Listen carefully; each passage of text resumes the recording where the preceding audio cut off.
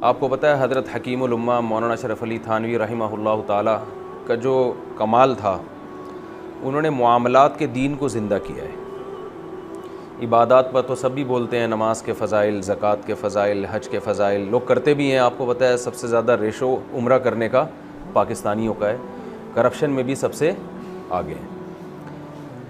تو عمرہ بھی سب سے زیادہ ہو رہا ہے، کرپشن بھی سب سے زیادہ ہے، اس کا مطلب معاملات کا دین زندہ نہیں ہے، یہی مطلب ہوا نا۔ عبادات کا دین کسی حد تک زندہ ہے، معاملات کا دین زندہ نہیں ہے۔ اسی وجہ سے حکیم الامہ کو حکیم الامہ کہا جاتا ہے۔ انہوں نے معاملات کے دین کو بہت حد تک زندہ کرنے کی کوشش کی ہے۔ بلکہ میں آپ کو بتاؤں، اگر آج آپ کو کسی کے معاملات درست نظر آ رہے ہیں دینداروں میں، تو اس کے پیچھے حکیم الامہ کے شاگردوں کا ہاتھ ہوگا یا ان کی کتابوں کا ہاتھ ہوگا۔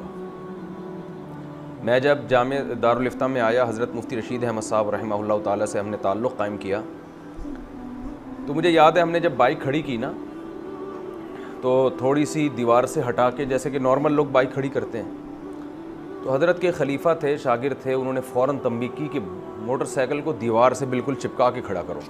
بہت غصے ہوئے کہ یہ کیسے کھڑی کی ہے بائک۔ زندگی میں پہلی مرتبہ ہمیں کسی نے ٹوکا تھا کہ موٹر سائیکل پارک ایسے کی جاتی ہے کہ دیوار سے بالکل چپکا دو۔ حالانکہ اگر دیوار سے تھوڑی سی ادھر تھی پھر بھی گلی میں گزرنے کا راستہ تھا، لیکن ان کا کہنا یہ تھا کہ اگر راستہ اور زیادہ کشادہ ہو جائے اور لوگوں کو گزرنے میں اور آسانی ہو تو اس میں کیا حرج ہے۔ تو وہ استاذ بھی پٹھان تھے، تو بہت غصے ہوئے کہ کیسے بائک کھڑی کی ہے تم نے۔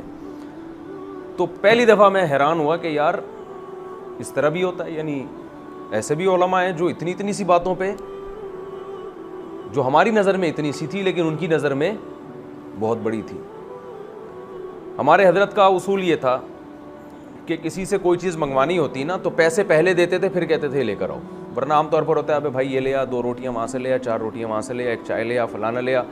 اتنے لوگوں کے قرضے اپنے اوپر اکٹھے کر لیے، پھر آ رہے ہیں حضرت وہ آپ نے مجھ سے چائے منگوائی تھی، پھر آپ نے 4 روٹیاں منگوائی تھی۔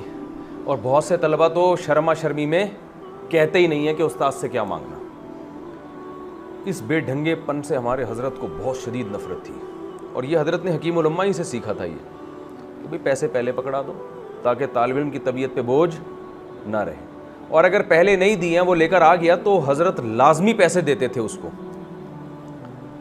ایک مرتبہ ایسا ہوا ہے کہ ایک ڈاکٹر صاحب سے حضرت نے کوئی دوا منگوائی۔ حضرت تو دوائیں کھاتے نہیں تھے، پتہ نہیں کیا چیز تھی، کوئی خاص وٹامن کی کوئی گولی ہوگی یا کیا تھا۔ وہ ڈاکٹر لے کر آئے، حضرت نے پیسے دیے تو انہوں نے کہا نہیں پیسے نہیں لوں گا۔ حضرت نے فرمایا ہمارے ہاں ہدیے کا اصول یہ ہے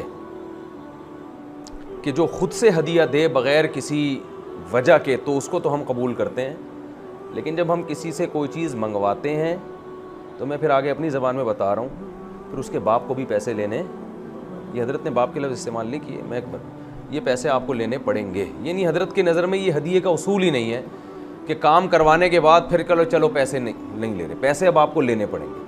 کیا مطلب؟ اگر آپ کو گفٹ دینے کا خیال تھا ویسے ہی پیسے دے دیتے آپ۔